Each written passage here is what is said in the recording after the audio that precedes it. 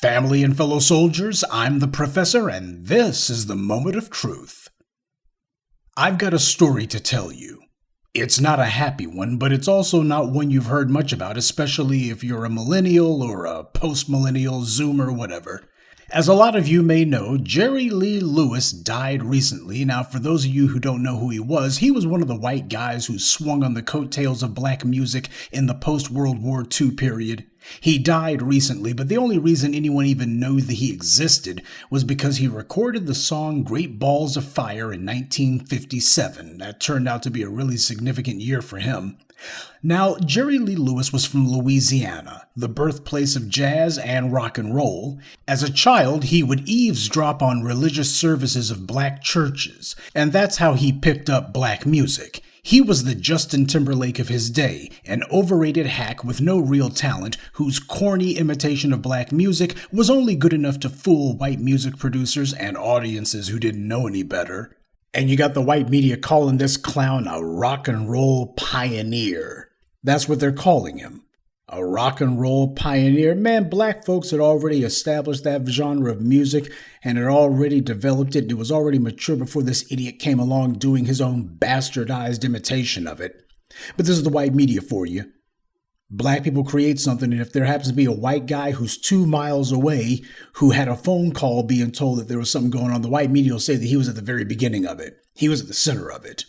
Pioneer my behind. To call him a pioneer of rock and roll would be like saying Christopher Columbus discovered America. There was nobody here before he showed up. See, this is how the white media gives everybody else claim to things that we created. They just sit there and say this mess and see if they get any pushback on it or not.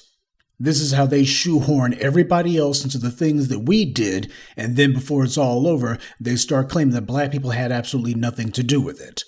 But I say all that to make the point that Elvis Presley wasn't the only culture vulture running around back then.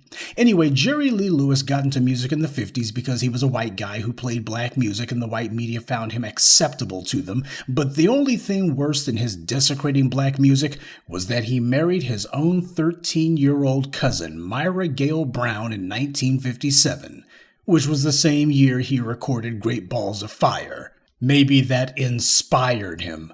For the Gen Xers and the boomers who listen to me, you guys already know all this about Jerry Lee Lewis, but for the millennials and the post-millennials, this is probably a new story. This is probably new information. So for those folks, yes, there was a so-called rock and roll musician running around in the 1950s, and he married his own cousin, who was a child. Well, he was from Louisiana, where the incest and depravity is rampant, so we can be disgusted, though not surprised. But this 22-year-old man married a 13-year-old girl, who was also his cousin. And the very next year, he got her pregnant at the age of 14. Yuck! And you know full well that if he married that girl at age 13, he was courting her well before that, so this creep was messing with a 12-year-old child at least. And second thing I want to know is who the hell married them? Who conducted the ceremony? How is it even legal, even in a reprobate swamp like Louisiana, to marry a 13-year-old child? Genetic immunity from law, I guess. Before I go any further, I think this is a good time to mention that this girl, Myra Brown, was Jerry Lee Lewis's third wife at the time. I'm not kidding about that. She wasn't his first wife or even his second. She was his third marriage. He married his first wife when he was only 16 years old, so God only knows what the hell is going on down there. Lewis would eventually go on to be married a total of 7 times. So his 13-year-old child bride was only number 3 of 7. This is who the white media is putting on a pedestal for you. Anyway, in 1958, Lewis went on tour in Britain, and he took his child bride with him. A British reporter asked the girl who she was, and she said that she was his wife. And that's when Jerry Lee Lewis was found out. Don't tell the racist and the white right, but after that little indiscretion of his came to light, Jerry Lee Lewis got canceled. Record stations stopped playing his records, which was a good thing for the music world. The invitations to perform concerts dried up fast, and his record label dropped him. Frankly, he didn't deserve to be canceled, he deserved to be in prison. What he did was a crime against man and nature, or it would have been if white privilege didn't exist. And, as is always the case, Lewis's fall from grace was short-lived. He was allowed to reinvent himself, and by the late 60s, he was back to touring again, making good money as a country music singer. According to his child bride, who was no longer a minor at this point, Lewis was heavy into drug use and became very abusive. Their marriage ended in 1970. By the way, on a side note, Jerry Lee Lewis was also cousin to disgraced televangelist Jimmy Swaggart. For those of you unfamiliar with this cousin, Jimmy Swaggart ran a preacher man hustle back in the 1980s, and his gimmick was that he would cry profusely at the end of each one of his sermons because apparently he was so convicted with the Holy Ghost or whatever. He would famously go on to get caught with a hooker, which led to one of the first and most shocking, entertaining bits of televangelist to fall from grace ever. He shed so many tears when he gave his little confession on television, you would have thought that he'd die from dehydration. And then, just to show how remorseful he was, a few years later, he got caught with another hooker. So I guess for Jerry Lee Lewis, degeneracy runs in the family. Now, Jerry Lee Lewis's own fall from grace was far worse than Jimmy Swaggart's, at least the reasons for it were, but of course, he's got genetic immunity from law and white privilege, so the stench wasn't allowed to linger on him for too long. Lewis was inducted into the Rock and Roll Hall of Fame in 1986. Now, the Hall of Fame had only been around for 3 years at that point, so they wanted to honor him as quickly as possible. He was allowed to have a bunch of Grammys and other music awards, so his pedophilia was effectively swept under the rug. Ironically, though, it was only this year that he was finally inducted into the Country Music Hall of Fame. By the way, that movie they made about him, starring Dennis Quaid, was made after he was inducted into the Hall of Fame.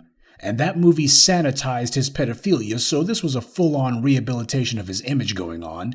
Now, you know where I'm going to go with this next. The white media absolutely crucified Michael Jackson over what were proven to be lies, and yet here you had a bona fide pedophile, a real one, who bragged to the world that he was committing rape and incest, and married his own doggone cousin who was a minor.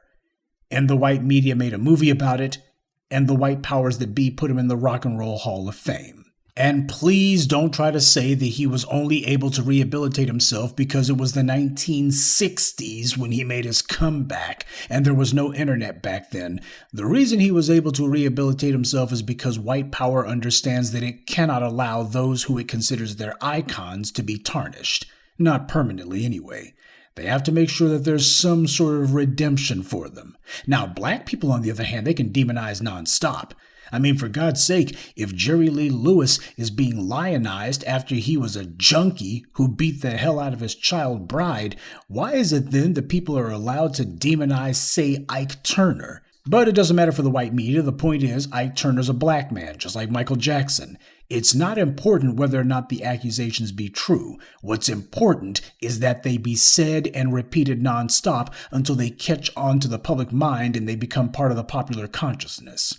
You want to make sure there's the names of black men that are associated with all sorts of acts of depravity and violence and what have you. And the white media is not the only ones whose consciences, such as they are, went on vacation. You have musicians shamelessly paying tribute to this incestuous pedophile who violated a child and forced her to have his baby and then became a junkie who abused her. Bob Dylan is paying tribute to that.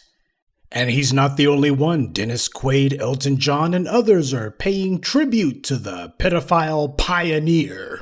And you don't see anyone calling them to account for the fact that they're praising this guy and honoring him. Nobody running up in their faces and saying, "Do you denounce him?" No stories in the white media gathering all of his ex-wives together. Well, at least one of them's already deceased. But gathering his ex-wives together, as many as they can find, and having them swapping tales about what a horrible guy he was. No, they're not doing that.